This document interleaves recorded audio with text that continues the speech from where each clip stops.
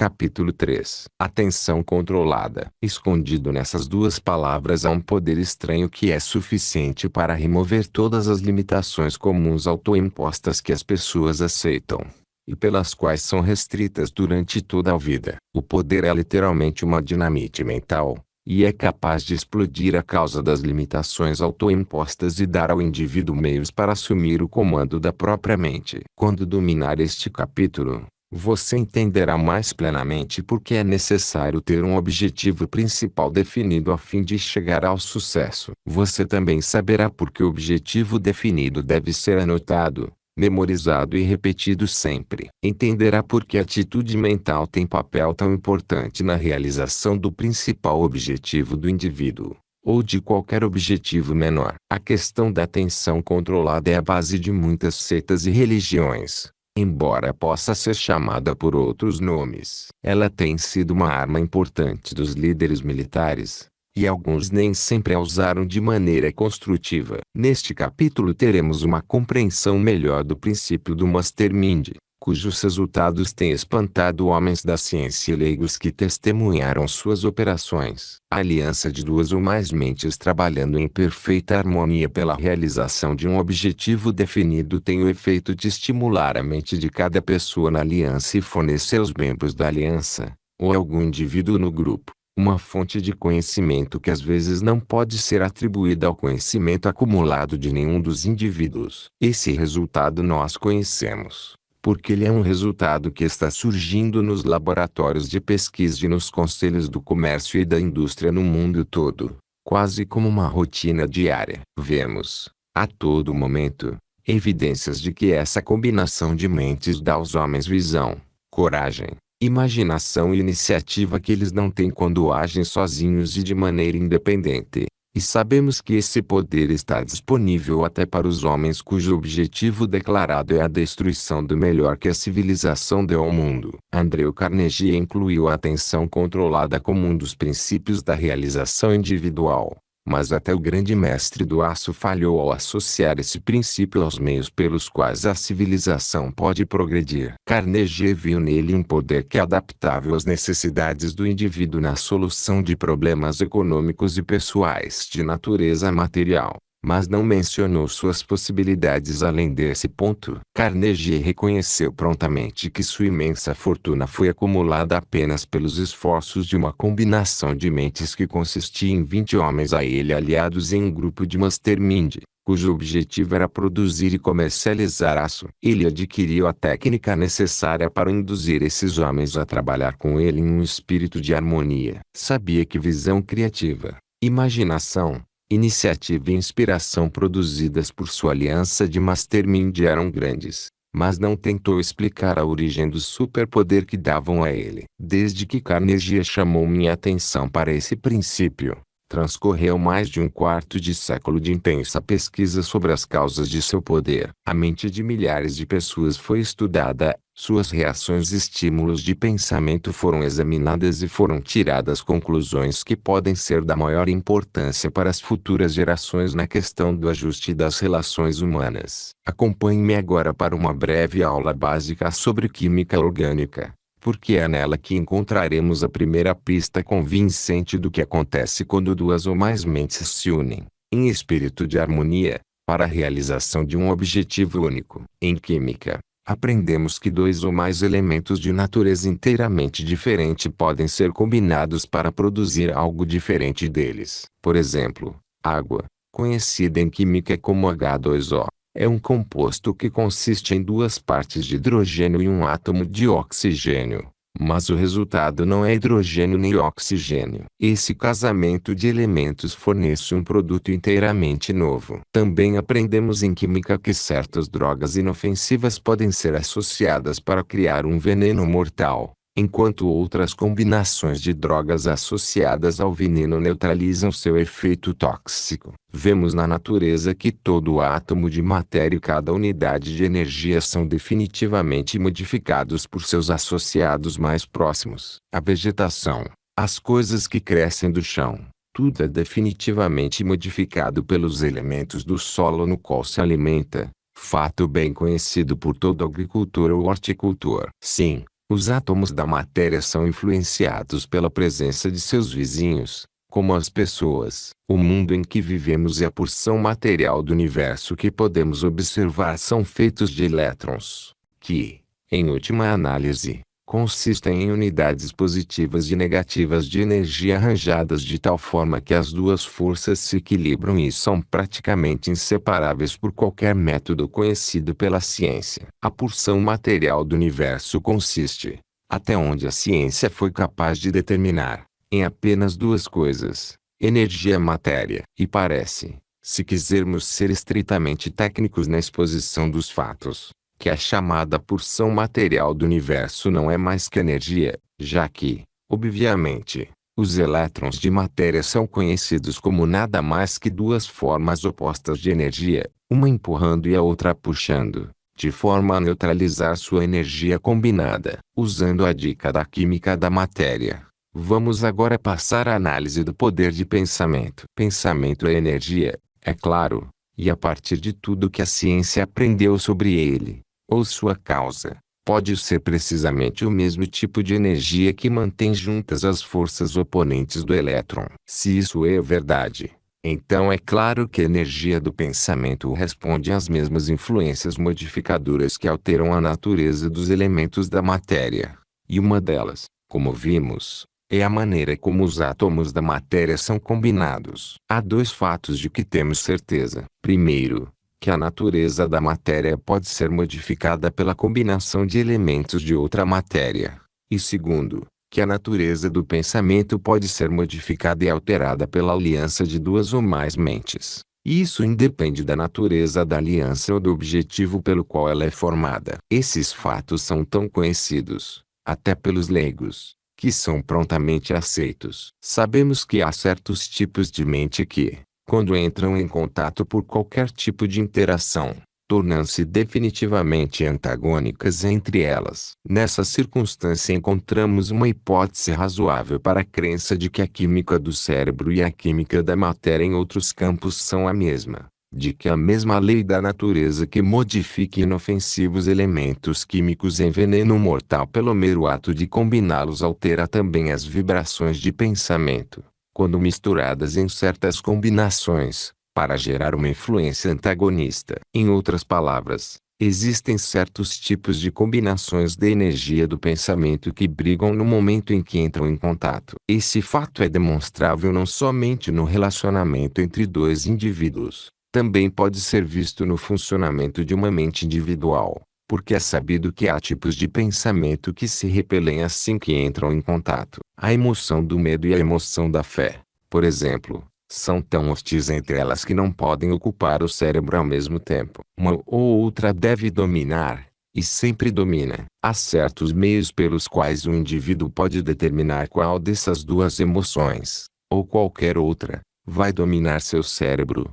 E um dos mais importantes desses métodos é a atenção controlada. Como parte dessa descrição, devo agora chamar atenção para uma lei da natureza pela qual semelhantes se atraem. Às vezes a chamamos de lei da atração harmoniosa. Por ação dela, coisas que são adequadas umas às outras, no grande esquema da vida, têm uma tendência natural a se unir. Vemos essa lei em ação na vegetação que cresce do solo. Por algum processo estranho e desconhecido, essa lei consegue juntar os elementos químicos do solo e combiná-los com as unidades de energia dos elementos do ar de forma a produzir coisas vivas que crescem do chão. Aqui não há antagonismo, não tem briga entre os elementos da matéria ou as unidades de energia. Eles fazem seu trabalho em resposta à lei da atração harmoniosa, sem oposição entre eles. Quando analisamos o relacionamento entre os homens, descobrimos outra situação na qual a lei da atração harmoniosa é muitas vezes desconsiderada e forças hostis de energia de pensamento rompem relações de harmonia. Às vezes isso acontece por causa da ignorância do homem sobre a lei da atração harmoniosa. Às vezes é resultado da substituição deliberada pelo homem de pensamentos negativos, que são conhecidos por destruírem a influência da lei da atração harmoniosa. A pessoa que dominou essa filosofia e formou o hábito de aplicá-la em todos os seus relacionamentos com outras pessoas é beneficiada pela lei da atração harmoniosa. Ela condicionou o cérebro para atrair apenas pessoas e coisas materiais que deseja. Agora, vejamos como é o processo de condicionar o cérebro para capacitá-lo a se adaptar à influência da lei da atração harmoniosa, a saber: 1. Definição de objetivo. Ele decide precisamente o que quer, cria um plano para obter o que quer e depois se concentra na principal porção de seus pensamentos e ações para esse fim, seguindo seus pensamentos com apropriada ação física. Aqui, então, entra o princípio da atenção controlada. E não vamos ignorar o fato de que ela concede ao indivíduo o benefício da lei da atração harmoniosa de duas maneiras distintas. Primeiro, atrai as forças de uma atitude mental positiva que cria harmonia em sua mente. Segundo, atrai pessoas e coisas materiais que harmonizam com a natureza de seu objetivo. Por meio da atenção controlada, e só por esse método, é possível gravar a natureza de seus desejos, propósitos e planos na mente subconsciente, onde a lei da atração harmoniosa surge para fazer contato com eles. 2. O Mastermind, depois de ter dado o primeiro passo no desenvolvimento do hábito da atenção controlada pela adoção de um objetivo principal definido, ele deve formar uma aliança de Mastermind com pessoas que tenham as necessárias experiências, educação, habilidade inata, e a quem tenha sido fornecido o necessário motivo para ajudar a alcançar seu principal objetivo. Esse relacionamento de Mastermind intensifica a aplicação do princípio da atenção controlada, porque a aliança cria uma poderosa psicologia de massa que dá ao indivíduo elevada autossuficiência, imaginação, entusiasmo, iniciativa e a vontade de vencer. Um homem avança na direção de seu objetivo principal definido quando se associa a outros que o ajudam e incentivam, enquanto estaria propenso a ir mais devagar e desviar a atenção do principal objetivo se trabalhasse sozinho. A aliança de Mastermind, quando é incentivada e ativamente engajada na realização de algum objetivo definido, é uma atenção controlada em sua forma mais elevada. Essa aliança lembra continuamente ao indivíduo seu objetivo na vida, particularmente quando ele é associado diariamente aos membros de seu grupo de Mastermind, como são os líderes de organizações industriais e comerciais. 3. Fé aplicada. O homem que adotou um objetivo principal definido, caso tenha se cercado de um grupo de pessoas em uma aliança de Mastermind e esteja ativamente engajado para realizar o objetivo dessa aliança, demonstra fé em sua habilidade de alcançá-lo. Portanto, o elemento da fé entra na aplicação do princípio da atenção controlada, intensificando assim ainda mais seu poder de concentração. Quando esse terceiro passo for dado no desenvolvimento da atenção controlada, a atitude mental do indivíduo terá se tornado predominantemente positiva, muitas das limitações autoimpostas de dúvida, desânimo e falta de autoconfiança terão desaparecido. O indivíduo se move com definição em tudo que faz, não sobra espaço em sua mente para pensamentos de fracasso. Ele está tão ocupado em realizar seu principal objetivo que não tem tempo para hesitar ou procrastinar. Além do mais, não quer nada disso. O terceiro passo no desenvolvimento da atenção controlada seria suficiente para garantir o sucesso, na maioria dos casos, mas o mestre dessa filosofia não para por aí. Ele continua e congela os ganhos que teve dando o quarto passo. 4. Fazer o esforço extra. A aplicação desse princípio garante ação contínua. Põe em prática o princípio de aumentar os retornos pelos quais os esforços do indivíduo são muito multiplicados. Cria um impulso a mais por trás dos esforços do indivíduo, que o inspira e os seus associados de Mastermind, bem como a outros que estão relacionados ao seu objetivo principal definido. Também serve para modificar sua atitude mental, tornando-a mais positiva. Talvez não traga benefícios materiais diretos toda vez que for aplicado, mas esse princípio tem o efeito geral de criar boa vontade e atrair a cooperação de outras pessoas em um espírito de amizade. Portanto, Serve para alimentar o fogo da atenção controlada. Mas isso não é o fim. O mestre dessa filosofia assegura ainda mais o sucesso na obtenção de seu objetivo principal definido, dando o quinto passo no desenvolvimento do hábito da atenção controlada. 5. Esforço individual organizado. Pela aplicação desse princípio, o indivíduo organiza seus planos. Depois, com a ajuda de seus aliados de mastermind, analisa-os, testa e garante que são bons. A essa altura, ele estabeleceu uma boa razão para sua fé. Portanto, ele se move com uma segurança que praticamente desafia qualquer oposição. Ele não é mais retido por indecisão e dúvida. Sabe com precisão o que quer e está ativamente envolvido na realização de seus planos, apoiado e auxiliado por aliados de mastermind em quem tem confiança e que, por sua vez, o inspiram com mais confiança em si mesmo e em seus planos. Mas ele não para por aí. Dá o sexto passo na consolidação de seus planos aplicando outro importante princípio dessa filosofia. 6. Autodisciplina. Por meio desse princípio as emoções são controladas. O indivíduo não dissipa mais suas energias, nem pela indulgência excessiva de suas emoções positivas, nem pela expressão de suas emoções negativas. A mente começa a fluir como uma máquina perfeita, sem perda de movimento nem dissipação de energia. Ele desenvolveu a arte da transmutação de suas emoções. Assim, suas emoções negativas, quando se apresentam à mente, são convertidas em ação positiva. Ele começou a adquirir total controle sobre sua força de vontade, e com sua ajuda todos os departamentos da mente são controlados e postos para trabalhar de maneira construtiva. Ele se aproxima do auge da eficiência na arte da atenção controlada. Desse ponto em diante, tem tudo sob controle. Mas ainda há outros passos a serem dados para dar os toques finais na consolidação de seus ganhos sobre si mesmo e sobre as circunstâncias de sua vida que afetam a realização de seu objetivo principal definido. Movendo-se agora com mais agilidade, por conta dos ganhos obtidos com os 6 passos dados, ele dá o sétimo passo.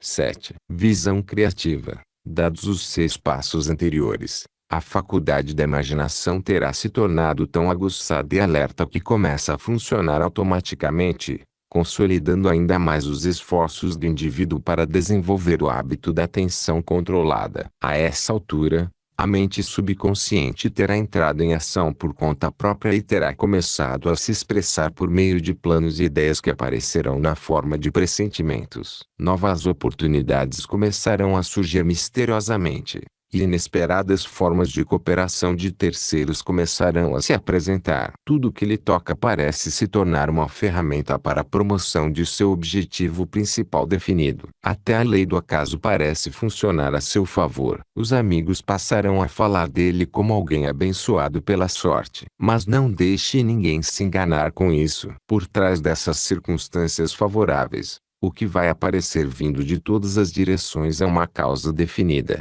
E o mestre dessa filosofia vai entender que essa causa pode ser explicada pela aplicação dos 7 princípios aqui mencionados. Mas a pessoa que dominou toda essa filosofia não estará satisfeita a ponto de encerrar seus esforços por aqui. Vai seguir em frente para consolidar seus ganhos no desenvolvimento da atenção controlada dando o 8º passo. 8. Pensamento organizado. Muito antes de chegar a esse ponto, o mestre dessa filosofia terá parado de supor e terá formado o hábito de construir planos baseados em fatos conhecidos, ou hipóteses razoáveis dos fatos. Na verdade, ele terá começado, no mesmo instante da adoção de um objetivo principal definido, a organizar a seu pensamento. Não se deve presumir de maneira alguma que ele vai esperar até ter dado o 8º passo no desenvolvimento da atenção controlada para aplicar o princípio do pensamento organizado. Nesse ponto, porém,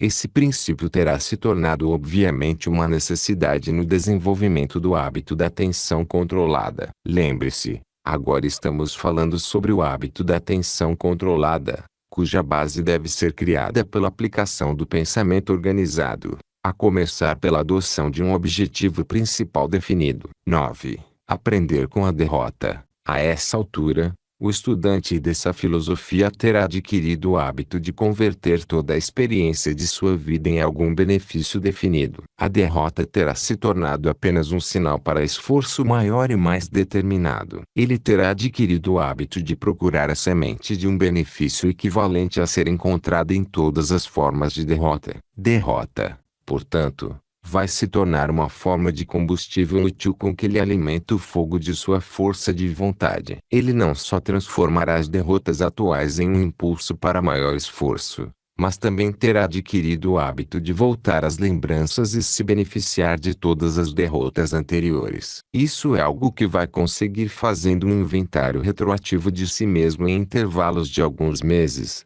capacitando-se, assim, para analisar a derrota a partir de seus resultados, permitindo-se percorrer o lapso de tempo suficiente para remover o incômodo da experiência. A essa altura, o mestre dessa filosofia terá se tornado literalmente um gigante de poder, comparado à sua versão anterior, e não restará espaço em seu cérebro para o surgimento de medo, desânimo, preocupação ou autolimitações de qualquer outra natureza. Ele saberá o que quer e para onde vai, e reconhecerá que está a caminho de seu destino. A estrada diante dele será clara, e embora possa ter muitas curvas além das quais não consiga enxergar, ele saberá que, quando as alcançar, a estrada continuará em frente rumo ao seu destino. Esse é um sentimento glorioso, como pode atestar cada pessoa que viveu realização digna de nota. Depois de aprender a arte de transformar derrota em um estímulo para maior esforço,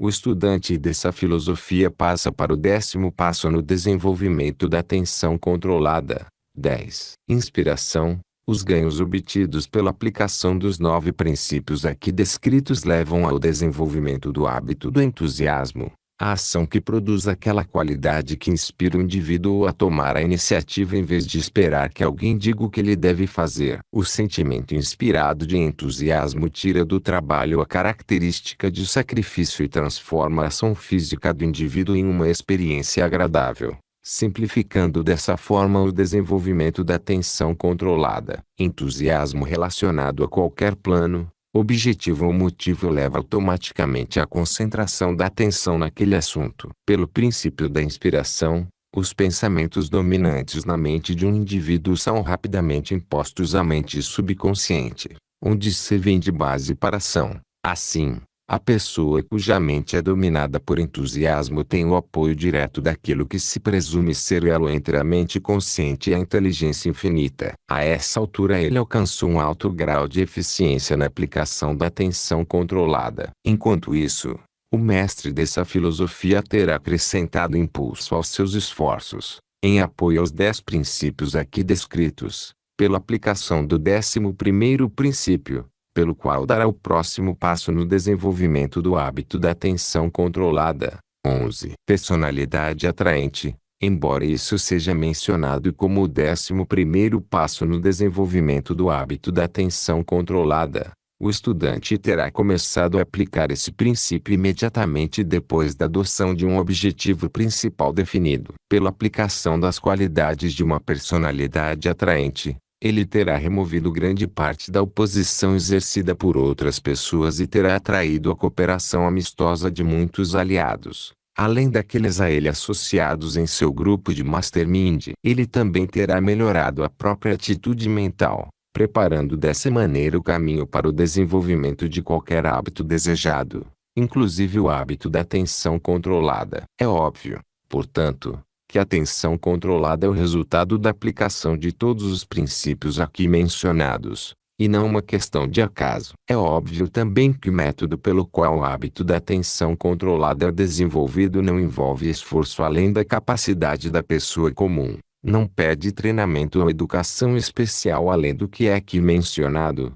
É uma qualidade do sucesso que está ao alcance da pessoa de capacidade mediana. Seu desenvolvimento não requer quantidade não razoável de sacrifício ou trabalho, sendo os maiores requisitos a vontade de vencer e a disponibilidade para pagar o preço da realização em termos de aplicação honesta. Tendo dominado esses 11 princípios por meio de uso e aplicação sistemáticos, O estudante dessa filosofia se descobre impelido adiante para o 12º e último passo no desenvolvimento do hábito da atenção controlada. Ao dominar os 11 princípios, ele desenvolveu automaticamente o 12º, e aí está. Ele se descobre senhor de si mesmo, o mestre de seu destino, o capitão de sua alma. Embora tenham sido considerados somente 12 passos dessa filosofia, a pessoa que os dominou está agora de posse da própria mente. Sabe o que quer. Tem um plano para alcançar o que quer. Cercou-se de auxiliares confiáveis para a obtenção de seu objetivo principal definido. Essa pessoa sente a excitação do poder pessoal. Tem a necessária autodisciplina que a capacita a usar esse poder com sabedoria.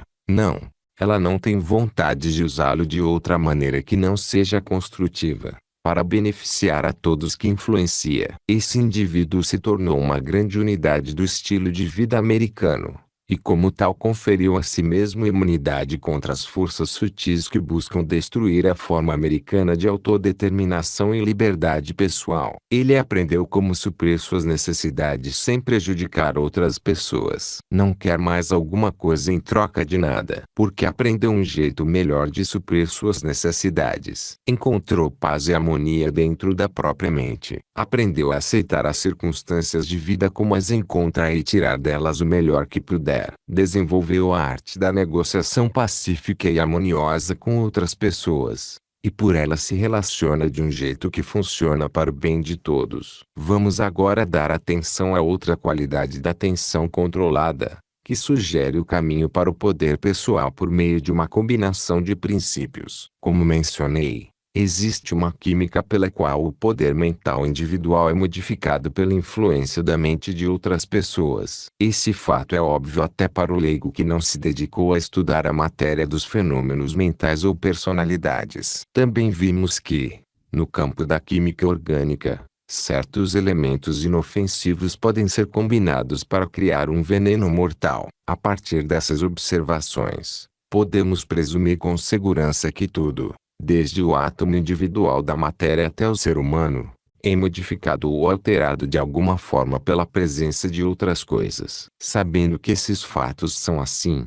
não devemos ter dificuldade para concluir que a presença na mente de uma combinação de pensamentos pode convertê-los em um poder que não pode ser comparado a nenhum pensamento individual e que pode ser maior que todos eles juntos. Por exemplo, sabemos, por observação e experiência, que os seguintes princípios, quando reunidos na mente por meio de uma combinação de pensamentos, podem produzir poder mental que beira o milagroso. A. Definição de objetivo. B. Autodisciplina por meio do controle das emoções. C. Atenção controlada. D. Autossugestão aplicada ao objetivo do indivíduo. E. Força de vontade ativamente engajada. Essa é uma combinação de princípios capaz de produzir poder suficiente para a solução de quase qualquer problema que se encontre. O poder vem da combinação, não de nenhum princípio único. Vejamos como os princípios são aplicados para produzir poder. Digamos que um homem está diante de um dos mais comuns dos problemas,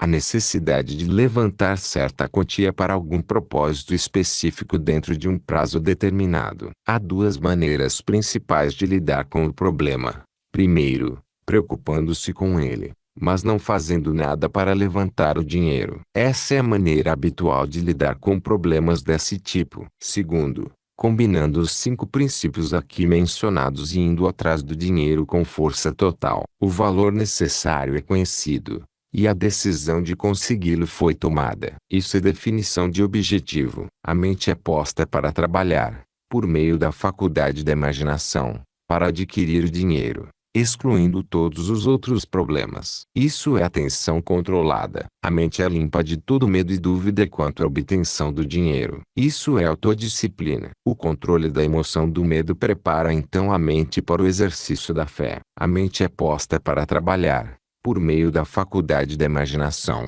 na criação de alguma coisa de valor equivalente que será dada em troca do dinheiro, ou por seu uso temporário, e é mantida nesse trabalho até produzir uma ideia específica. Isso é autossugestão. A mente recebe repetidas sugestões de que o valor desejado será obtido, sejam quais forem o custo ou as condições a serem cumpridas, e lá permanece, estável, determinada, persistente. Isso é força de vontade em ação. A mente de Lincoln era como um pedaço de aço. Era muito difícil enfiar nela qualquer tipo de impressão e, depois de impressionada, muito difícil tirar dela a ideia gravada. Quando esses 5 princípios são combinados e aplicados da maneira descrita, com variações para adequá-los a cada circunstância diferente, a mente subconsciente trabalha e cria um plano, às vezes uma variedade de planos, pelo qual o dinheiro pode ser obtido. Se uma experiência falha,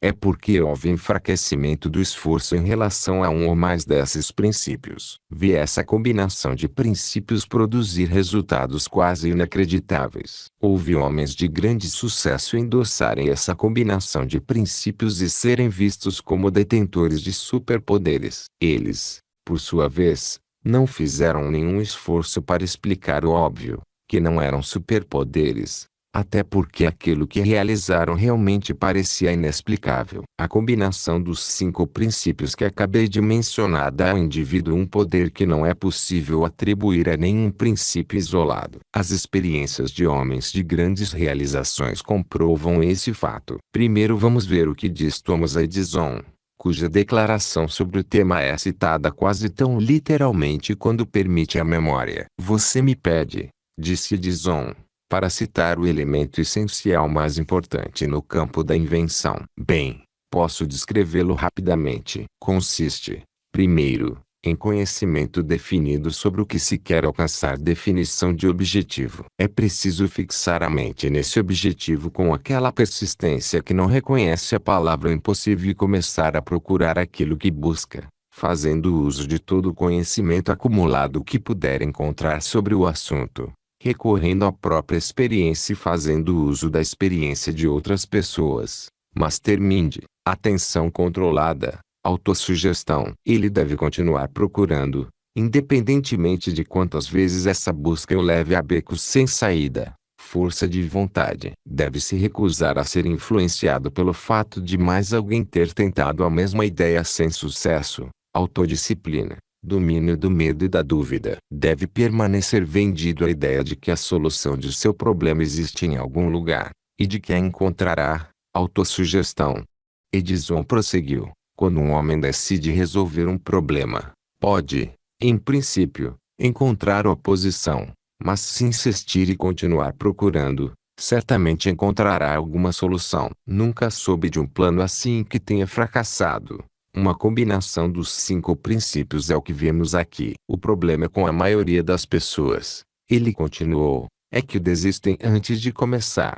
Com isso ele quis dizer, é claro, que limitações autoimpostas proíbem muitas pessoas de começar tarefas que poderiam concluir com facilidade se tivessem começado e continuado com a correta atitude mental. Em toda a minha experiência, disse Edison, não me lembro de ter encontrado jamais uma solução para qualquer problema relacionado à invenção no primeiro esforço, com exceção da máquina falante. E uma das coisas mais surpreendentes é que, quando descobri o que procurava, geralmente percebi que a resposta estava ao meu alcance o tempo todo, mas nada além de persistência e vontade de vencer poderiam tê-la encontrado.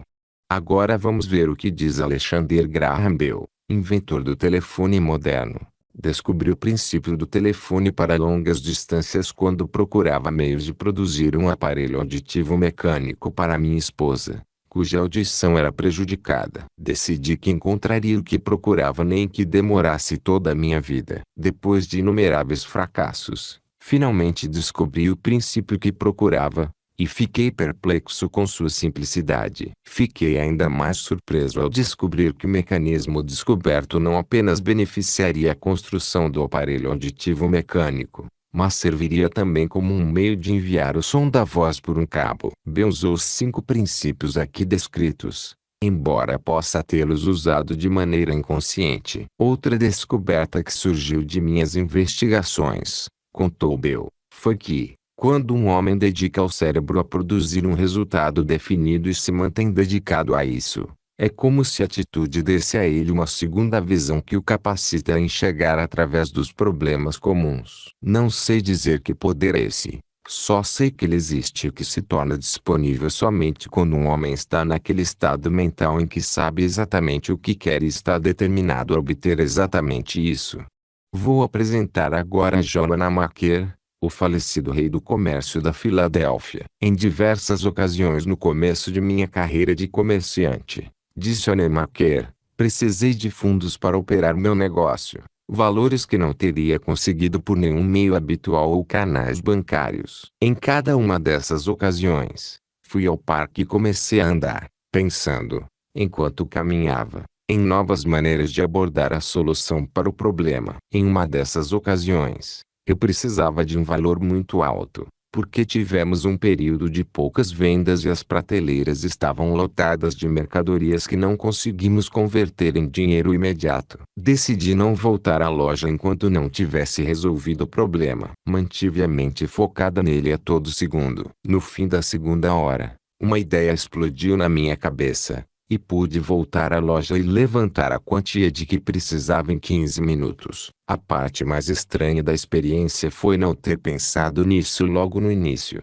Atenção controlada mais definição de objetivo formaram a combinação que serviu ao Wanamaker nesse caso. Talvez fé aplicada fizesse parte da combinação de princípios que ele usou, mas isso não foi mencionado. Ele disse, porém, duvido que exista um problema insolúvel para o homem que aprendeu a manter a mente voltada para seu problema com a firme determinação de encontrar sua solução. Foi como dizer que não existe problema insolúvel para quem sabe usar a fé. Agora, vamos ver o que disse Elmer R. Gates, um dos distintos cientistas e inventores de décadas atrás, que colaborou com a organização dessa filosofia. Existe uma fonte oculta de poder, disse Gates, que auxilia um homem quando ele fixa a mente em um objetivo definido e se torna determinado a alcançá-lo. Com a ajuda desse poder, descobri o segredo de mais de 200 invenções, nenhuma delas existente em meu conhecimento acumulado no início da pesquisa. É possível fixar a atenção em um problema dado e mantê-la ali até a solução do problema parecer flutuar para dentro da mente. O maior de todos os problemas é sustentar suficiente força de vontade para manter a mente concentrada em um único objetivo pelo tempo necessário para acessar essa fonte misteriosa de visão interior. Quando foi solicitado a explicar o que queria dizer com o termo visão interior, Gates respondeu, eu me refiro ao sexto sentido, pelo qual a mente subconsciente parece fornecer respostas aos problemas a ela submetidos na atitude mental que descrevi. Lembre-se, esses homens estavam entre os do mais distintas realizações conhecidos pelo povo americano durante o tempo que viveram. Cada um era um sucesso reconhecido em seu campo. Vamos conhecer agora uma palavra do falecido presidente Woodrow Wilson. Quando recebemos das autoridades militares alemãs a solicitação de um armistício em 1918, disse Wilson, foi um dos maiores e mais profundos problemas de meus mandatos na Casa Branca. Eu sabia que a decisão tinha que ser tomada. Sabia que a vida de milhares de pessoas dependia dessa decisão. E sabia que eu tinha que tomá-la. Deixei o pedido de lado por alguns minutos. Fechei os olhos e decidi buscar a orientação de uma fonte maior que minha faculdade da razão. Em pouco tempo, peguei o papel e saí para a varanda dos fundos da Casa Branca. E lá fiquei de olhos fechados, com o papel na mão fechada, pedindo orientação divina. Estava decidido a não me basear apenas no meu julgamento. Em pouco tempo, não mais que 5 minutos, a resposta surgiu. Era tão definida, tão obviamente razoável, que voltei ao meu escritório e escrevi a resposta de maneira abreviada. Os eventos subsequentes comprovaram que eu havia dado a resposta correta, porque pouco tempo após tê-la enviado, o Kaiser alemão foi destronado por seu povo e enviado ao exílio. Que estranho poder foi esse em que o presidente baseou sua resposta sobre a guerra? Ele não tentou explicar. Só se pode supor que era o que ele acreditava ser, mas há um fato sobre o qual não há dúvida. O presidente forçou a mente a procurar a solução para um problema grave, e ela produziu os resultados desejados. Sua experiência foi a atenção controlada da mais profunda natureza. Parece que a atenção controlada é mais eficiente durante uma emergência, quando se é forçado a concentrar os pensamentos em um problema definido. E não vamos esquecer que a atenção controlada tem muito poder quando é motivada por medo. Mas o poder parece ser limitado ao meio de sua expressão física. Quando amedrontado, um homem pode desenvolver grande força física, porque concentra todos os seus esforços em alguma direção particular. Mas esse tipo de poder é pequeno, de fato, se comparado ao poder espiritual que se torna disponível pela emoção da fé. A atenção controlada, inspirada por fé, é um poder muito diferente daquele que é criado pelo medo. Se Woodrow Wilson tivesse concentrado a mente na resposta para a solicitação do governo alemão de um armistício em uma disposição de medo, duvido que tivesse recebido o tipo de orientação que recebeu e que o capacitou a enviar uma resposta que pôs fim ao antigo Kaiser da Alemanha. Bell descobriu o princípio que tornou o telefone possível como resultado de uma emergência ocasionada pela surdez de sua esposa. É claro que o significado de emergência é este: faz o indivíduo controlar sua atenção de uma forma mais elevada em comparação às circunstâncias normais. Parece que esses resultados sem explicação, às vezes chamados de milagres, vividos por pessoas que contam com a própria mente, geralmente ocorrem sob o estresse de uma emergência, quando, pela própria natureza da circunstância, elas são forçadas a intensificar a concentração de seus pensamentos em um assunto definido. Dois fatores estão sempre presentes nessas circunstâncias. Primeiro, a emergência acelera a vibração do pensamento até um estado altamente intenso de sentimento emocional. Segundo, essa emoção é concentrada em um objetivo principal definido. O propósito da atenção controlada, do ponto de vista dessa filosofia, é capacitar o indivíduo a reunir todos os departamentos da mente e dominar seu poder combinado para o uso relacionado a um objetivo dado. Isso resume o que é atenção controlada. Ela estimula a ação coordenada pela 1. Faculdade da vontade, 2. Faculdade das emoções, 3. Faculdade da razão, 4. Consciência, 5. Memória, 6. Faculdade da imaginação, 7. Pelo sexto sentido, 8. Pela seção subconsciente da mente, e parece razoável presumir que as forças combinadas desses departamentos da mente possam fazer contato direto com a inteligência infinita, sob quaisquer circunstâncias que as ponham todas em ação simultaneamente. A hipótese parece ainda mais lógica porque tem o aval, mais ou menos nos mesmos termos que descrevemos, de Thomas Edison, Elmer R. Gates, Alexander Graham, presidente Woodrow Wilson, Andrew Carnegie e muitos outros igualmente capazes de pesquisar uma conclusão lógica sobre um assunto tão profundo. Os fatos sobre os quais essa hipótese se baseia, com uma exceção, são precisos. Sabe-se que o poder combinado dos 8 fatores da mente, quando coordenados e expressados em ação pela atenção controlada, permite que o indivíduo realize façanhas que beiram o milagroso. A fonte de poder que torna isso possível não foi isolada de maneira definitiva,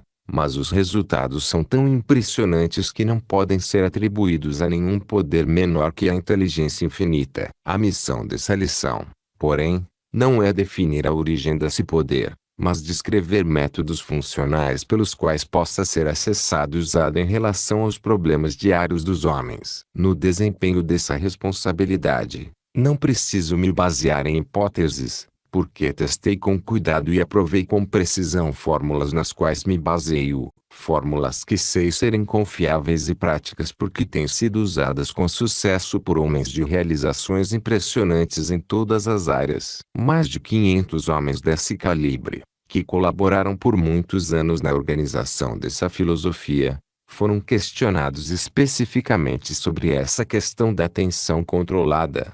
Aqui vai uma breve transcrição do que alguns deles disseram. Asa Candler, fundador da Coca-Cola. Minha opinião sobre o valor do esforço concentrado pode ser mais bem colocada pela menção ao fato de investirmos uma imensa fortuna anualmente com o único propósito de concentrar a atenção do público no nome Coca-Cola. Talvez você se interesse por saber que esse nome vale milhões de dólares. mas logo perderia todo o valor se negligenciássemos esse esforço para manter a atenção do público concentrada nele. Henry Ford, fundador da Ford Motor Company. O trabalho de toda a minha vida fala por si mesmo sobre o que penso a respeito do valor da ação concentrada. Nossa fortuna, nosso talento e todos os nossos bens são combinados com o único objetivo de dar ao público a maior quantidade possível de serviço de transporte pelo menor custo possível. O sucesso da nossa empresa dependeu, em grande parte, de nunca termos nos desviado dessa política. William Wrigley Jr., o rei da goma de mascar. O que penso sobre esforço concentrado pode ser mais bem descrito pelo exame da embalagem de 5 centavos de goma de mascar, a cuja fabricação e distribuição dediquei todo o meu tempo. As tentações para desviar minha atenção e parte do meu dinheiro para outros canais têm sido muitas e muito variadas. Mas me atenho ao meu objetivo principal definido original porque reconheci desde muito cedo na vida que nenhum homem pode ser bem-sucedido se dividir suas energias e desviar sua atenção para muitas direções distintas. Wrigley foi o primeiro estudante da minha filosofia da realização americana depois de ela ter sido organizada e testada. Andrew Carnegie, o homem que inspirou a organização dessa filosofia e dirigiu seus primeiros estágios, tinha um slogan que repetia em toda ocasião apropriada. Era assim: coloque todos os seus ovos em um cesto, depois observe com atenção para ver se ninguém chuta o cesto. Com isso ele queria dizer, é claro, que se deve concentrar toda a atenção em um objetivo principal definido. Ele fez exatamente isso ao desenvolver a grande indústria do aço que fundou, e ao acumular sua imensa fortuna. King Gillette, produtor da primeira lâmina de barbear segura. Ao concentrar toda a minha atenção e fortuna na produção de uma lâmina de barbear segura, não só cumpri uma missão que me deu grande satisfação e uma fortuna estável, mas também prestei um serviço inestimável a milhões de homens que usam meu produto. Eu me ative a esse objetivo principal definido porque percebi que o tempo médio de uma vida não é o bastante para permitir que alguém alcance mais que um objetivo principal. Edwin C. Barnes, distribuidor nacional do iPhone e único sócio que Thomas Edison teve, dediquei meus esforços inteiramente à venda e distribuição de iPhones, as máquinas de ditado de Edison, porque aprendi ainda cedo na vida com Edison os benefícios do esforço concentrado. Um dos primeiros traços de caráter que observei em Edison foi o hábito de controlar a atenção para dirigi-la a uma coisa de cada vez. É verdade que ele inventou muitas coisas diferentes, mas devemos lembrar que ele concentrou toda a sua atenção no campo das invenções, e sempre se dedicou a uma invenção de cada vez. A esse hábito, mais do que a qualquer outro, talvez, ele deve o seu incrível sucesso como inventor. John Macker, o rei do comércio da Filadélfia. Atenção controlada, por trás de um único objetivo, é o segredo de toda a realização humana. O homem que desenvolve sua arte e aplica com habilidade se conecta com uma fonte de poder que não está disponível a ele por nenhum outro método. O que é esse poder e como pode ser acessado e usado são perguntas alheias ao meu campo de atividade. Mas sei que ele existe porque o utilizei como base de toda a minha experiência comercial. E posso lhe dizer sobre ele, sob certas circunstâncias, torna-se um poder irresistível suficiente para a solução de todos os problemas humanos. James J. Yo, fundador do sistema Great Northern Railway, rede de ferrovias. O homem que espalha suas energias por muitas empreitadas diferentes é como o homem que fecha os olhos quando aponta uma arma para um alvo e atira. Pode espalhar sua munição em muitas direções distintas sem acertar o alvo. A atenção controlada tem sido meu maior bem. Eu a utilizei durante a maior parte da minha vida adulta, em especial na construção e operação da Great Northern Railway. John D. Rockefeller, fundador da Standard Oil Company. Desde o primeiro dia em meu primeiro emprego de escriturário até este momento, segui o plano de concentrar minha atenção em uma coisa de cada vez. A atenção controlada coloca o homem em contato com uma fonte de poder que dá a ele o equivalente a uma espécie de super-sabedoria na administração de seus assuntos. Investi grandes somas em muitos negócios e indústrias diferentes, Mas ganhei esse dinheiro com aquilo em que concentrei a maior parte de meus pensamentos. O ramo do petróleo. Nenhuma parte de minha atenção foi dada a nenhuma indústria em que investi.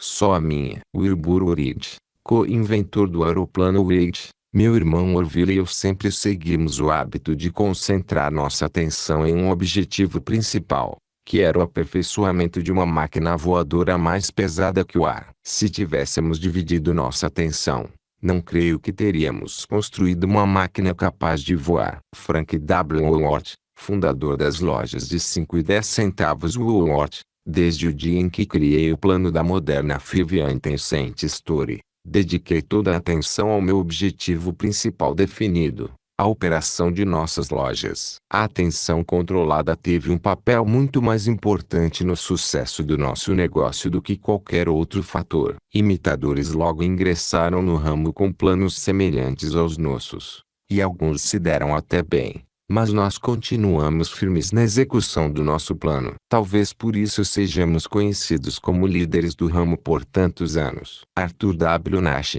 fundador da confecção sob encomenda Nash. Nosso sucesso de verdade começou quando descobrimos que um negócio prospera mais quando todos ligados a ele concentram a mente no sucesso da empreitada. Antes dessa descoberta, trabalhávamos com propósitos cruzados. Pela combinação da definição de objetivo, da regra de ouro e da atenção controlada, transformamos um negócio insolvente em outro que hoje paga adequadamente a todos que trabalham nele. A combinação desses três princípios nos deu acesso a uma fonte de poder que não usávamos antes. George Pullman, inventor do moderno carro dormitório Pullman. A mudança na minha situação econômica aconteceu quando descobri que um homem não pode fazer mais que uma coisa ao mesmo tempo se quiser fazê-la bem feita. Todo o meu tempo foi concentrado no aperfeiçoamento do carro Pullman. Isso, mais que tudo, é responsável pelo sucesso que tivemos. Julius Rosenwald, ex-proprietário da Sears, Roebuck Company. A atenção controlada em associação com definição de objetivo, regra de ouro e visão criativa fizeram da minha empresa líder reconhecida no campo do comércio por catálogo. Dentre os três últimos princípios, eu destacaria o primeiro, porque sem ele os outros dois perderiam muito de sua importância econômica. Milo C. Jones, o agricultor de Wisconsin que fez fortuna depois de ser atacado pela paralisia dupla. Quando perdi o uso do corpo, concentrei todos os poderes da mente em uma única ideia: a criação da Little Pig Sausage, e me surpreendi quando descobri que podia fazer só com atenção controlada muito mais do que tinha feito antes com todo o meu corpo. Com a ajuda do princípio do Mastermind, eu podia usar as capacidades físicas de outros membros da família no gerenciamento do negócio, mas o planejamento necessário acontecia pela concentração da minha mente naquele objetivo único. Walter C. Chrysler,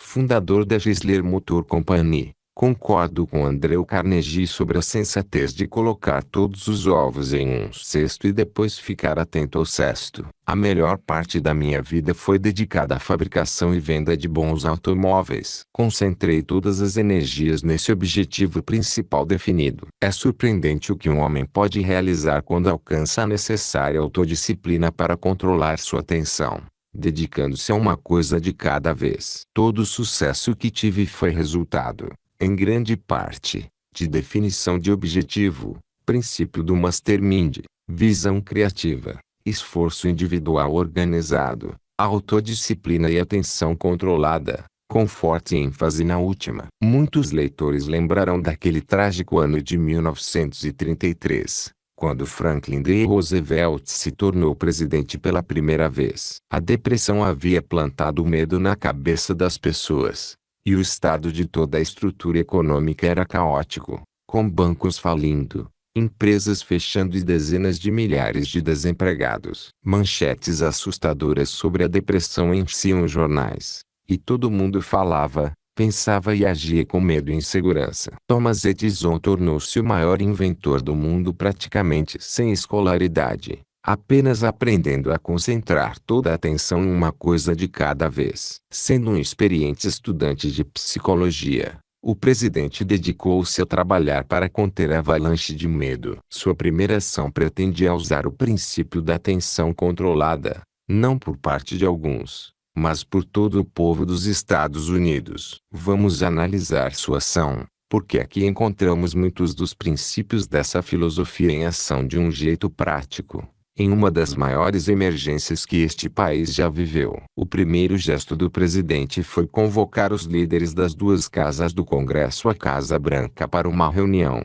na qual ele vendeu a ideia de esquecer filiações partidárias e concentrar todos os esforços na tarefa única de restabelecer a confiança na mente de todo o povo americano. Depois ele chamou os representantes dos jornais e os inseriu nesse mesmo compromisso. Os líderes da igreja foram chamados a se comprometer com a mesma empreitada, independentemente de sua denominação, e aceitaram o convite. Os anunciantes nas rádios foram recrutados para a mesma causa e passaram a trabalhar com vontade, vendendo americanismo ao povo da América. O próprio presidente estreou seu famoso programa Conversas ao lado da lareira e falou diretamente com o povo americano. Nessa e em outras empreitadas parecidas, numerosas demais para serem mencionadas, o povo da América foi reunido com um golpe de mestre pela aplicação do princípio da atenção controlada, com o único propósito de recuperar a confiança no estilo de vida americano, nas instituições americanas e, acima de tudo, no próprio povo americano. Os resultados foram mágicos. Quase da noite para o dia, as manchetes assustadoras sobre depressão foram substituídas por outras falando em recuperação dos negócios. Todo adulto se lembra dessa circunstância, mas uma das grandes tragédias desse episódio reside no fato de tão poucas pessoas terem aprendido toda a importância do poder que promoveu essa rápida mudança. O poder da atenção controlada focado em um objetivo principal definido. Havia uma emergência, de fato. Era um momento crítico nacional como o povo jamais tinha visto antes. Impelido pela seriedade dessa emergência, o povo deixou de lado preconceitos de raça, credo e inclinações políticas e concentrou-se na tarefa única de recuperar a confiança, e todo o cenário econômico começou a passar do fracasso ao sucesso. Aqui vai um exemplo impressionante do que acontece quando as pessoas unificam a mente e direcionam todo o seu poder mental combinado para um objetivo principal definido, em um espírito de atenção controlada. O princípio funciona tão bem para indivíduos quanto funcionou para uma nação como um todo. Há suficiente poder disponível em qualquer cérebro normal se for organizado e direcionado para um fim definido por meio de atenção controlada, para promover a solução dos principais problemas individuais da vida, sem mencionar a solução dos problemas menores, cuja maioria nem existiria se as pessoas cultivassem o hábito da atenção controlada ao lidar com eles. Empresários de sucesso e outros que se dedicaram a pensar no assunto sabem, há muito tempo, que a melhor maneira de lidar com problemas desagradáveis é atacar os mais difíceis primeiro e agir sem medo ou procrastinação, concentrando a atenção neles e mantendo-a ali até encontrar uma solução. É surpreendente perceber com que rapidez os problemas mais embaraçosos desaparecem quando se concentra a atenção neles com uma vontade determinada de liquidá-los. Mas não é assim que a pessoa comum lida com esses problemas. Muita gente trata problemas desagradáveis da mesma maneira como a governanta preguiçosa cuida da casa, varrendo a sujeira para baixo do tapete. Problemas pequenos crescem quando são deixados de lado, quando não recebem atenção. Como um renomado psicólogo explicou o poder da atenção controlada, ela abre um buraco bem no coração dos mais emaranhados problemas se for respaldada por uma vontade determinada. E ele bem poderia ter acrescentado que a atenção controlada não só abre um buraco no coração do problema, mas também o mantém aberto até liquidar o que restar em torno desse buraco. O falecido Cyrus H.K. Curtis, ex-proprietário da revista Saturday Evening Post, também falou sobre o princípio da atenção controlada. Quando comprei a Saturday Evening Post, ela era basicamente um nome e algumas dívidas. Meu objetivo principal definido era fazer da Post a maior revista dos Estados Unidos. Para respaldar esse objetivo, apliquei toda a minha atenção, todo o meu dinheiro e toda a influência que tinha com amigos, com uma fé ilimitada no futuro da publicação. Por falta de capital de giro, os primeiros anos da Post foram marcados por dificuldades suficientes para desanimar alguém com menos fé do que eu. Houve momentos em que devia mais dinheiro do que poderia ter levantado vendendo todos os meus bens, inclusive a Post. E algumas vezes meus credores não foram generosos. Os amigos mais próximos imploravam para eu desistir da Post e dedicar meus esforços a alguma coisa que exigisse menos trabalho e menos capital de giro. Mas eu tinha me comprometido com a execução de um trabalho e estava determinado a executá-lo, por mais que isso demorasse, ou por maior que fosse o esforço necessário para isso. Vivi essa experiência por muitos anos, e em alguns deles mergulhei tão fundo no vermelho que parecia que nunca mais sairia de lá. Isto é, parecia assim para todo mundo, menos para mim. Ao longo de todos esses anos de dificuldade, mantive a mente concentrada no trabalho à minha frente, não nas súplicas dos amigos que queriam que eu desistisse. Sempre desprezei quem desiste, em especial quem desiste antes de ter feito um esforço máximo para vencer. Agora a grande luta chegou ao fim, e eu venci. Fiz da Post exatamente o que me propus a fazer dela desde o início. Fato que até a concorrência pode atestar. Enfrentaria a mesma luta de novo, se tivesse que recomeçar? Ah, sim, é claro que sim. Existe uma compensação para o homem que enfrentou uma luta dura, mas venceu a batalha. Uma forma de compensação que, receio, outros jamais conhecerão. Sempre que você vir um exemplar da Saturday Evening Post, diga a si mesmo: aí está a evidência física de que a atenção controlada, apoiada por definição de objetivo, não pode ser derrotada. A história é mais ou menos assim com todos os homens que alcançaram sucesso digno de nota. Todos passam pelo tempo de teste, como Andrew Carnegie chamou. Isso mostra de que tipo de materiais são feitos. Nunca ouvi falar de alguém que alcançou grande sucesso sem antes passar por dificuldades e experiências desagradáveis. E a qualidade que mais se destaca nesses períodos de tempo de teste é a atenção controlada. A Saturday Evening Post é agora uma das maiores revistas do país. É a inveja dos editores do ramo. Mas ficamos imaginando se os milhões de pessoas que a leem todas as semanas param para estudar sua história inicial, ou sabem que ela é produto da mente de um homem com visão, imaginação e entusiasmo, iniciativa pessoal e força moral para seguir em frente diante da adversidade. Eu me pergunto, também, quantas pessoas reconhecem que a grandiosidade da Saturday Evening Post, em comparação a muitas outras revistas que surgiram e desapareceram desde seu nascimento, é medida em proporção quase exata às dificuldades que Cyrus H.K. Curtis enfrentou enquanto a nutria no começo de sua história. Escolhi a Saturday Evening Post porque quase todo mundo a conhece. O mesmo exemplo bem pode ser aplicado a quase todas as outras grandes áreas, porque sempre há aquela pessoa, ou um pequeno grupo de pessoas, que concentra a mente em um objetivo definido e leva adiante uma empreitada durante seu tempo de teste antes de o sucesso chegar. Talvez não haja exemplo maior em toda a história do poder de esforço concentrado do que aquela associada à história de nosso país. O estilo de vida americano que conhecemos hoje nasceu da luta, da dificuldade e do sacrifício pessoal que raramente foi vivido, se é que algum dia foi, por aqueles que desfrutam dos privilégios deste país. Seria bom que cada leitor dedicasse algumas noites à leitura do início da história dos Estados Unidos, especialmente aquela parte que começa com a Declaração de Independência, quando 56 homens de coragem assinaram o mais importante documento que o mundo já conheceu, criado para dar liberdade a um povo. Hoje o povo dos Estados Unidos, bem como da maioria de outros países do mundo, enfrenta uma emergência mundial que ameaça destruir o grande estilo de vida americano, com todas as suas bênçãos e direitos de liberdade pessoal e sua abundância de oportunidades. Ao fazer o inventário do que está acontecendo neste país para destruir a unidade do povo, Quero saber por que as pessoas não tiram proveito da experiência daqueles homens corajosos que deram ao país sua solidez e segurança quando ele era ainda jovem e fraco. Também quero saber por que as pessoas esqueceram tão cedo os métodos pelos quais o presidente dos Estados Unidos interrompeu a avalanche do medo em 1933 e restabeleceu a confiança pelo princípio da atenção controlada,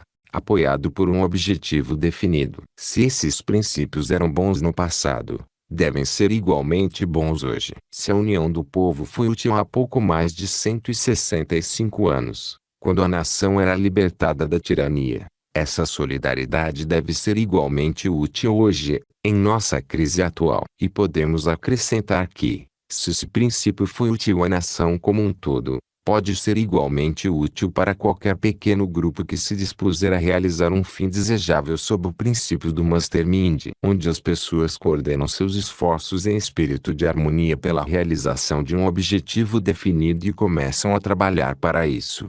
Descobrem-se ajudadas por um poder misterioso que dá impulso a seus esforços. Se forem vítimas reunidas pela perseguição, o poder a elas será disponibilizado da mesma maneira e, por alguma estranha razão, aparentemente aumentado. Há cerca de 100 anos, um homem chamado Joseph Smith fundou uma religião conhecida como Mormonismo. Uma guerra religiosa eclodiu na comunidade onde Smith e seus seguidores viviam, resultando no assassinato dele e do irmão Aaron quando estavam confinados em uma cadeia em Illinois. A liderança do grupo foi assumida por Brigham Young, que levou a maioria dos fiéis para o então não desbravado Utah, a mais de 3.000 quilômetros da área mais povoada dos Estados Unidos. Eles levavam só comida, quase insuficiente, sementes para plantar e utensílios domésticos e agrícolas para não morrerem de fome. Depois de abrir caminho por mais de 3.000 quilômetros de natureza não desbravada,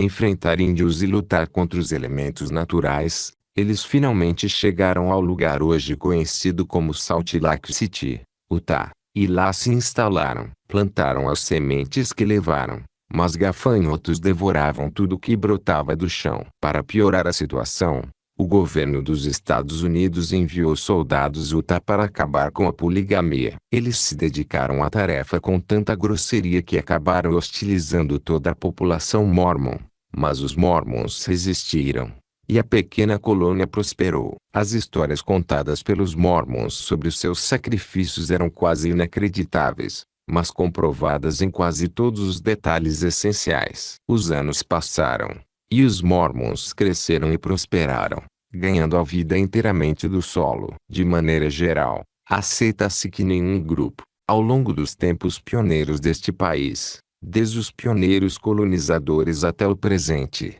sofreu perseguição e assédio tão severo quanto os mormons. Hoje, pouco mais de 100 anos depois de os mormons terem se instalado em Utah, nós os encontramos em paz e prósperos, ainda ganhando a vida, em sua maioria, da terra. Durante a Depressão, enquanto milhões de pessoas dependiam da ajuda do governo em toda a nação, os mormons foram os primeiros a anunciar que dali em diante nenhum mormon pediria caridade. Eles haviam encontrado uma maneira de se tornar autossuficientes e autodeterminantes. Bem, não estamos interessados nos mormons como religião, nem no povo mormon, senão para chamar a atenção ao que acontece quando um grupo é levado ao martírio, como aconteceu com eles. Temos aqui um exemplo convincente da sensatez do lema de Andrew Carnegie: a adversidade carrega em si a semente de um benefício equivalente. Os mormons enfrentaram a adversidade quase maior do que pode suportar o ser humano. Quanto aos méritos ou deméritos de sua causa, ou de sua religião, ou de seus antigos relacionamentos domésticos, não estamos interessados. Mas estamos muito interessados em aprender o segredo pelo qual um grupo de pessoas consegue combinar de tal forma fortunas e esforços para que cada indivíduo tenha supridas suas necessidades de vida sem ter que pedir caridade pública. Estude os mormons com cuidado, e você vai descobrir que o segredo dessa autodeterminação, se é que há nela alguma coisa que possa ser chamada de segredo, remonta ao espírito de perseverança que eles desenvolveram enquanto lutavam pela vida. Eles foram levados a somar seus escassos recursos econômicos e seus recursos espirituais para se defender de uma sociedade que tentava exterminá-los. Ao formar essa associação, eles descobriram algo que devia interessar muito a todos nós. Descobriram que há poder na união de propósito e na coordenação de esforço físico. Não só descobriram o princípio do mastermind, como também o usaram para escapar da total aniquilação e da humilhação de aceitar caridade pública, quando milhões de pessoas que nunca foram perseguidas buscavam subsídio na forma de ajuda do governo. Os Mormons não só entenderam o princípio da atenção controlada, como também o usaram com tanto sucesso que arrancaram a vitória da derrota em um mundo que estava decidido a destruí-los. A aplicação do princípio foi para eles, no início, uma questão de necessidade. Foram forçados a concentrar a atenção em um objetivo principal definido para não serem aniquilados. Mais tarde, talvez eles tenham começado a usar o princípio por opção, uma vez que haviam aprendido seu poder estupendo quando lutavam pela vida. Antes de encerrar o assunto dos Mormons, quero fazer mais uma observação sobre eles. Hoje eles têm missionários em praticamente todas as áreas dos Estados Unidos e na maioria dos países do mundo. Construíram seu lugar nas mais severas condições,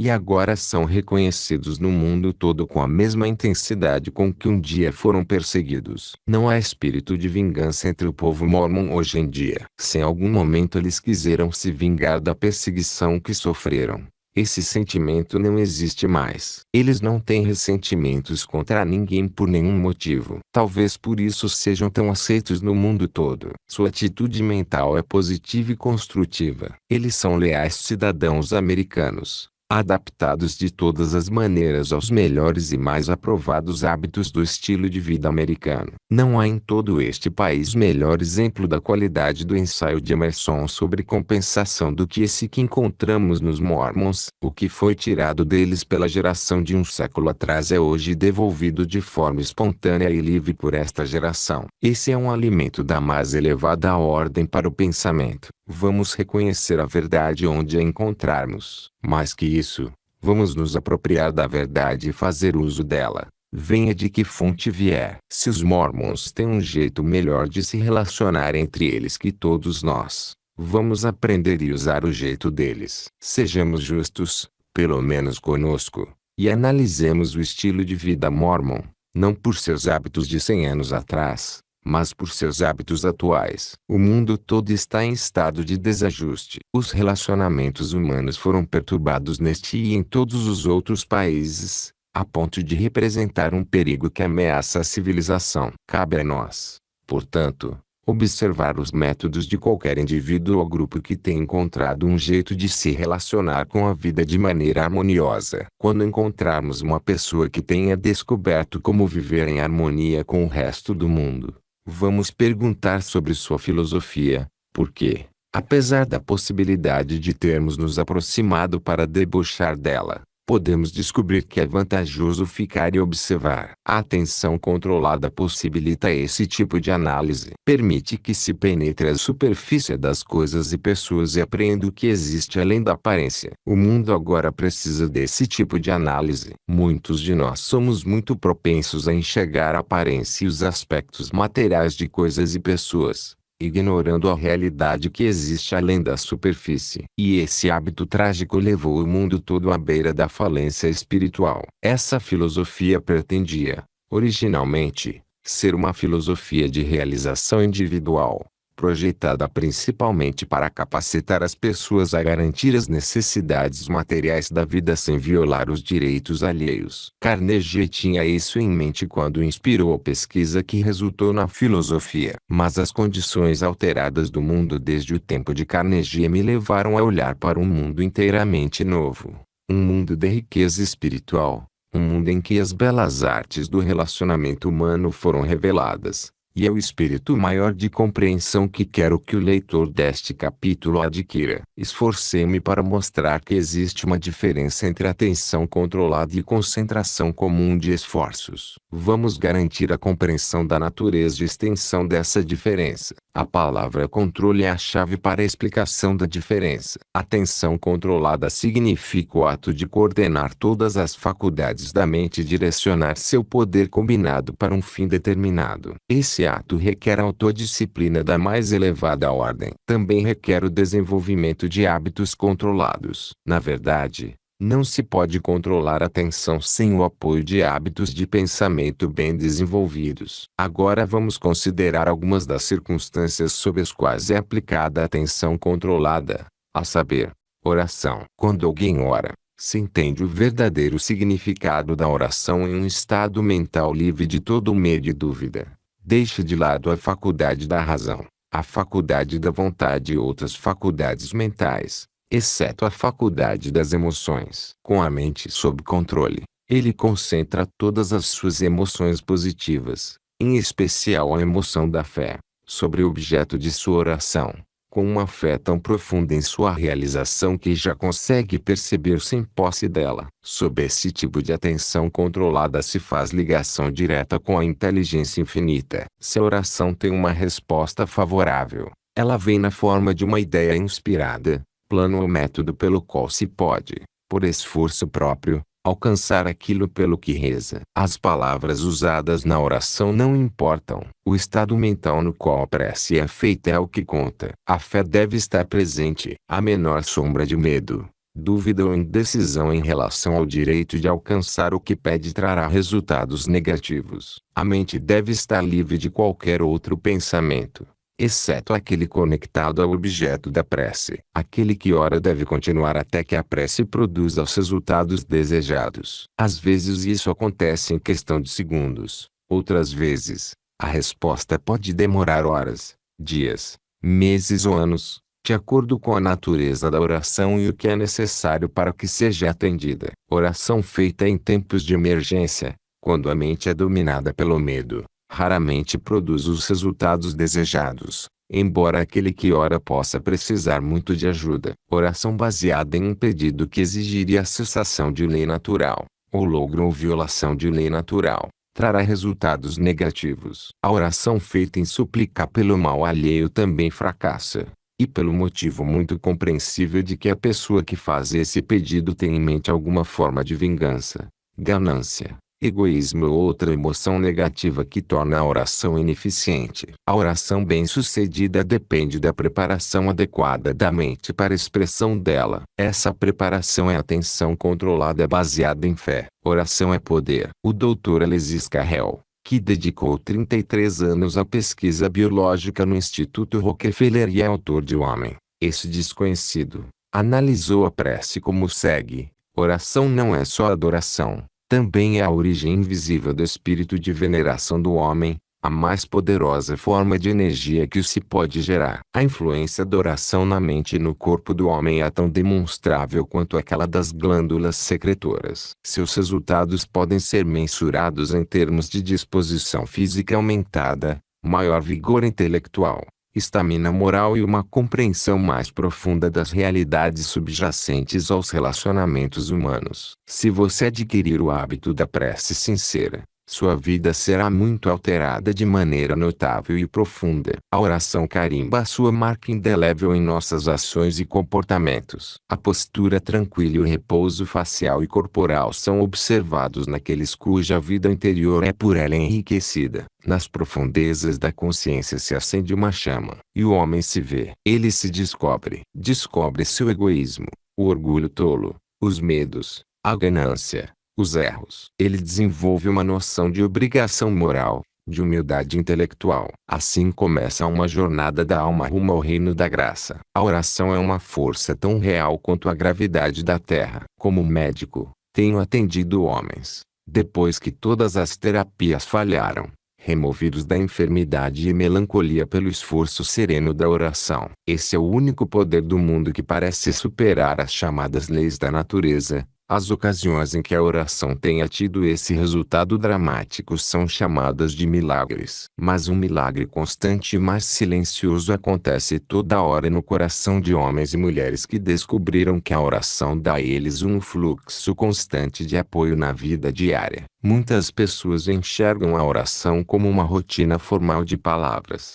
um refúgio para fraquezas, ou solicitação infantil de coisas materiais. Infelizmente subestimamos a oração quando a concebemos nesses termos. Como subestimaríamos a chuva se a limitássemos a alguma coisa que enche os bebedouros das aves em nosso jardim? Compreendida de maneira apropriada, a oração é uma atividade madura, indispensável para o pleno desenvolvimento da personalidade, a integração definitiva das mais altas faculdades do homem. Só na oração alcançamos aquela completa e harmoniosa reunião de corpo, mente e espírito que dá à frágil moldura humana sua inabalável força. As palavras peça e será atendido têm sido comprovadas pela experiência da humanidade. É verdade. Oração pode não devolver o filho morto à vida ou trazer alívio para a dor física, mas a oração é uma fonte de energia luminosa autogeradora. Como a oração nos fortifica com tanto poder dinâmico? Para responder a essa pergunta, reconhecidamente alheia à jurisdição da ciência, devo apontar que todos que oram têm uma coisa em comum: as triunfantes hosanas de um grande oratório, ou a humilde súplica de um caçador iroquois pedindo sorte na caçada. Ambas demonstram a mesma verdade. Os humanos buscam aumentar sua energia finita dirigindo-se à fonte infinita de toda a energia. Quando oramos, ligamos-nos ao inesgotável poder motor que faz rodar o universo. Pedimos que uma parte desse poder seja direcionada às nossas necessidades. Mesmo na súplica, nossas deficiências humanas são minimizadas e saímos fortalecidos e reparados. Mas nunca devemos invocar Deus meramente para a satisfação de nossos caprichos. Extraímos mais poder da oração quando a usamos não como petição, mas como uma súplica para podermos nos tornar como Ele. A oração deve ser vista como prática da presença de Deus. Um velho camponês estava sentado sozinho no último banco da igreja do vilarejo. O que está esperando? Alguém perguntou, e ele respondeu: estou olhando para ele e ele está olhando para mim. O homem ora não só para Deus se lembrar dele, mas também para ele se lembrar de Deus. Como a prece pode ser definida? Prece é o esforço do homem para alcançar Deus, comungar com um ser invisível, Criador de todas as coisas, sabedoria suprema, verdade, beleza e força, Pai e Redentor de cada homem. Esse objetivo da oração sempre permanece oculto à inteligência, porque linguagem e pensamento falham quando tentamos descrever Deus. Sabemos, porém, que sempre que nos dirigimos a Deus em fervente oração, mudamos para melhor de corpo e alma. É impossível que homem ou mulher ore por um só momento sem algum bom resultado. Nenhum homem jamais orou, disse Emerson, sem aprender alguma coisa.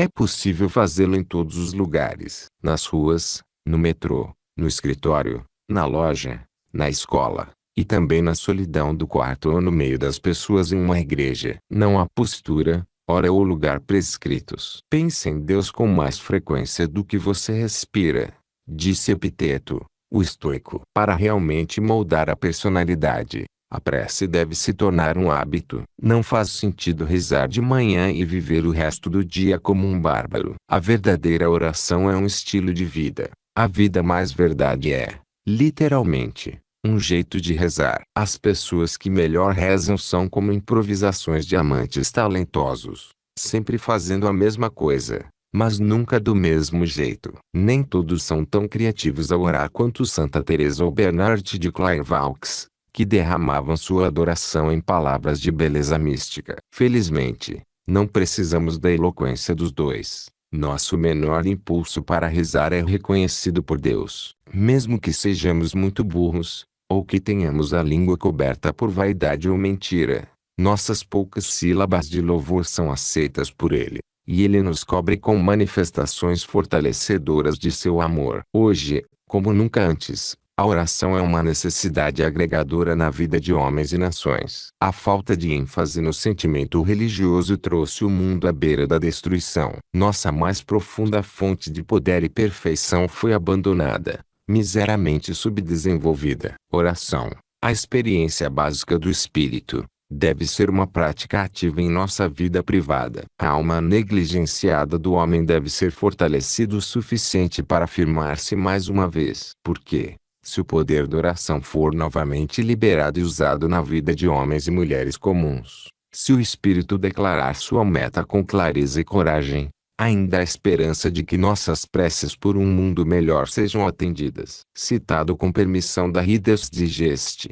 Definição de objetivo. Aqui se deve entender o pleno significado da ênfase de Andrew Carnegie nos relacionamentos de perfeita harmonia entre a mente de todos do grupo de Mastermind. Falta de harmonia por parte de um indivíduo do grupo destruirá a característica de atenção controlada da aliança. É óbvio, portanto, que a atenção controlada é mais fácil de alcançar por um indivíduo do que por um grupo. Por causa da dificuldade para reunir um grupo de pessoas que subordinem desejos e motivos pessoais à realização de um fim comum. O povo mórmon conseguiu, mas foi inspirado por um dos motivos mais fortes que existem: o desejo de autopreservação. É muito fácil alguém subordinar seus desejos pessoais pelo bem dos associados quando a própria vida depende da coordenação de esforços, tanto em espírito quanto em atos. Carnegie chamou atenção muitas vezes para a necessidade de perfeita harmonia na aliança de Mastermind. Sua genialidade foi manter esse relacionamento entre os membros de seu grupo de Mastermind,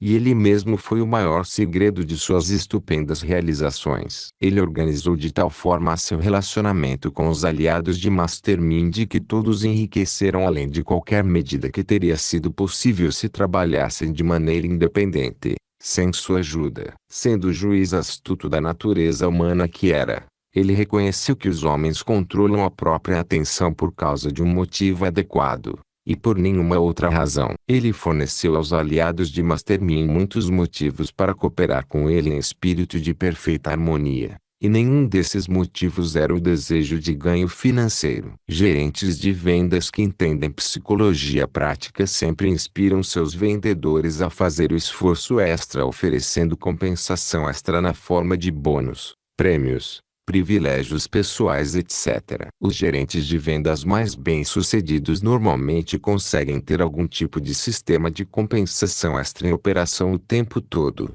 porque a experiência provou que esse é o método mais conhecido de induzir os homens a tomar posse da própria mente e trabalhar por um objetivo comum em espírito de harmonia. O gerente de vendas menos experiente frequentemente recorre a outros métodos de produção de resultados de vendas, como provocar em seus vendedores o medo da perda do emprego. Tais métodos às vezes produzem resultados temporários que parecem ser satisfatórios, mas são apenas temporários. O sucesso permanente em qualquer tipo de relacionamento humano deve ter por base confiança mútua e espírito de harmonia. Relacionamentos humanos construídos sobre qualquer outro tipo de base tendem a fracassar, qualquer que seja sua natureza ou o objetivo para o qual tenha sido formado. Vamos nos lembrar disso e tirar proveito. O mundo agora enfrenta uma emergência, com a maioria das pessoas aparentemente ignorando a importância de relacionamentos humanos harmoniosos. Não pode haver harmonia de relacionamentos humanos em um mundo dominado por egoísmo,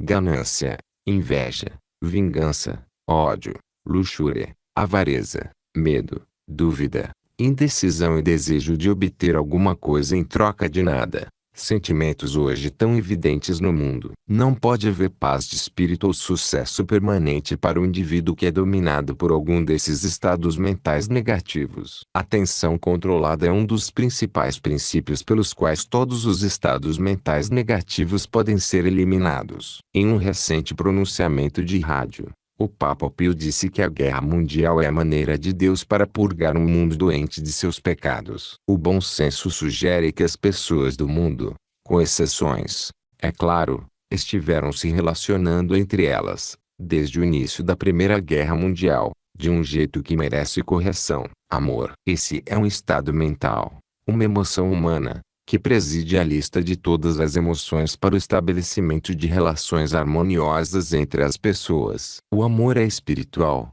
é de origem divina. Se você quer ver a atenção controlada em ação em sua forma mais elevada, observe o homem e a mulher que consolidaram seus interesses em um espírito de amor. Observe também com que facilidade esse estado mental limpa a mente de todos os outros pensamentos. Onde o verdadeiro amor prevalece, inveja, ganância, vingança, luxúria, Egoísmo e desejo de obter algo em troca de nada não se apoderam da mente dos amantes. Não me refiro àquela forma de sentimentalismo conhecida como paixão adolescente, nem à emoção do sexo, que é frequentemente confundida com amor. Falo daquele poder espiritual que une as pessoas em um espírito de integração, aquele relacionamento pelo qual cada pessoa se torna, espiritualmente, parte da outra. Amor é harmonia espiritual entre duas pessoas. O relacionamento não é confinado a homens e mulheres. É o tipo de relacionamento que existe entre pessoas onde quer que prevaleça o verdadeiro espírito do cristianismo. Não tem nada em comum com dogma ou credo. É a forma mais elevada de interação humana, onde ele se torna o fator dominante nas relações humanas. Existem harmonia e compreensão, e atenção controlada dirigida a uma definição de objetivo entre pessoas. Aquele que por ela é afetado reconhece, espontaneamente, que é guardião do irmão. Foi esse espírito divino de amor que inspirou os signatários da Declaração de Independência a pôr em risco a própria vida para que a liberdade pudesse ser o privilégio comum de seus semelhantes. Seu motivo nada teve da natureza do egoísmo. Não tinha relação com medo. Foi produto de uma fé duradoura compartilhada igualmente pelos 56 homens que tinham tanta certeza da justiça de sua causa que a viram triunfar no final. Sempre que o homem controla a sua atenção e a dirige para um fim definido, nesse espírito, dispõe de uma fonte de poder que pode desafiar com sucesso a oposição. Esse tipo de poder nunca é utilizado por déspotas, porque é impossível usar poder espiritual de forma destrutiva. Poder espiritual constrói, mas nunca destrói. O homem não é uma criatura de circunstâncias, mas um criador de circunstâncias. Ele faz as próprias circunstâncias, as próprias oportunidades. A atenção controlada leva à maestria em qualquer tipo de empreitada, porque permite que o indivíduo foque seus poderes mentais em um objetivo definido e os mantenha assim direcionados, por sua vontade. A atenção controlada é autodomínio da mais alta ordem, porque é fato conhecido que aquele que pode controlar a própria mente pode controlar tudo que esteja em seu caminho. O homem que sabe exatamente o que quer e que concentra a sua atenção em alcançar esse propósito com todo o apoio de sua vontade de vencer normalmente não se desaponta. Nada pode derrotá-lo, exceto uma vontade opositora mais forte. Esse tipo de esforço concentrado encontra um jeito de vencer obstáculos que parecem insuperáveis. Era esse tipo de força de vontade que Harriet Beecher Stowe tinha em mente quando escreveu: quando você estiver em uma situação difícil e tudo estiver contra você, até parecer que não pode mais suportar nenhum minuto, nunca desista nesse ponto, porque esse é justamente o lugar e o momento em que a maré vai virar. Sim, a maré parece sempre virar a favor do indivíduo se ele está determinado a agir para que assim seja. O estado mental tem muito a ver com a maré. Platão tinha em mente essa mesma ideia quando disse: a primeira e melhor vitória é conquistar a si mesmo. Ser conquistado por si mesmo é, de todas as coisas, a mais vergonhosa e vil. Cada grande filósofo que pensou nos poderes da mente descobriu que ela tem em si mesma qualidades suficientes para toda emergência. Henry Wadsworth Longfellow reconheceu a verdade disso quando disse: uma mente esclarecida não é ludibriada, não é trancada em uma prisão sombria até acreditar que as paredes de sua própria masmorra são os limites do universo, e a extensão da própria corrente, a margem externa da inteligência. Longfellow não tentou explicar a origem do poder mental, mas reconheceu de forma definitiva o irresistível poder da mente, como reconhece todo profundo pensador. Parkman demonstrou sua compreensão da mente e, em particular, o poder de uma mente concentrada quando escreveu: aquele que fará algo grandioso nessa vida breve deve dedicar-se ao trabalho com tal concentração de suas forças que, para os espectadores ociosos, que vivem apenas para a própria diversão, pareça insanidade. E Nibesante expressou sua profunda e madura compreensão do poder disponível por intermédio da mente quando disse: conhecimento é essencial para a conquista, Somos impotentes apenas de acordo com nossa ignorância. Pensamento cria caráter. Caráter pode dominar condições. Vontade cria circunstâncias e ambiente. Thomas Fowell Buxton expressou uma grande verdade em relação ao poder do pensamento concentrado quando escreveu: quanto mais tempo vivo,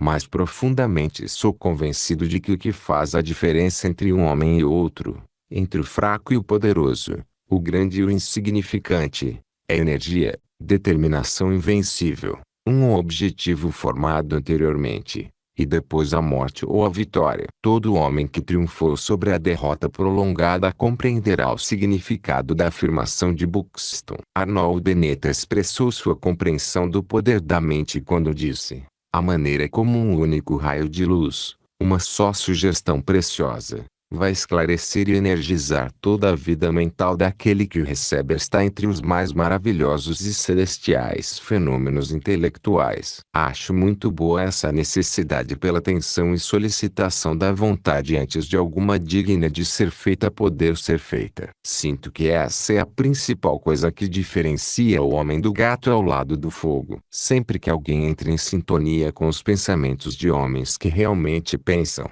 encontra evidências de que eles reconhecem o poder irresistível da mente quando essa força é organizada e dirigida para um fim definido. John Quincy Adams expressou sua crença na natureza profunda do poder da mente com estas palavras: coragem e perseverança têm um talismã mágico que faz desaparecer dificuldades e obstáculos. Washington Irving manifestou seu respeito pelos poderes da mente ao dizer: grandes mentes têm objetivos, outras têm desejos. Mentes pequenas são domadas e submetidas pelo infortúnio, mas mentes grandiosas se elevam acima deles. Sim, isso é verdade.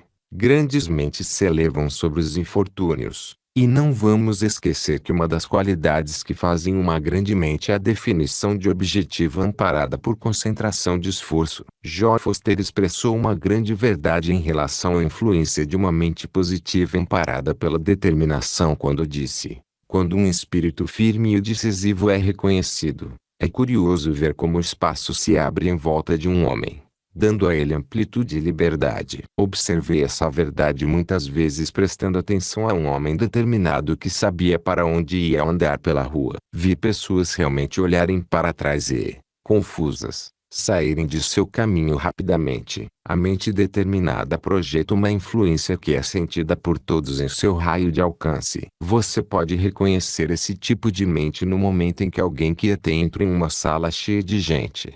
Mesmo que não veja de fato a pessoa, sua presença se faz sentir. Ralph Waldo Emerson exibiu sua profunda compreensão do poder do pensamento com estas palavras: a chave para todo homem é seu pensamento. Fique atento quando o grande Deus envia um pensador a este planeta. Vejamos agora a análise que Carnegie faz desse conceito.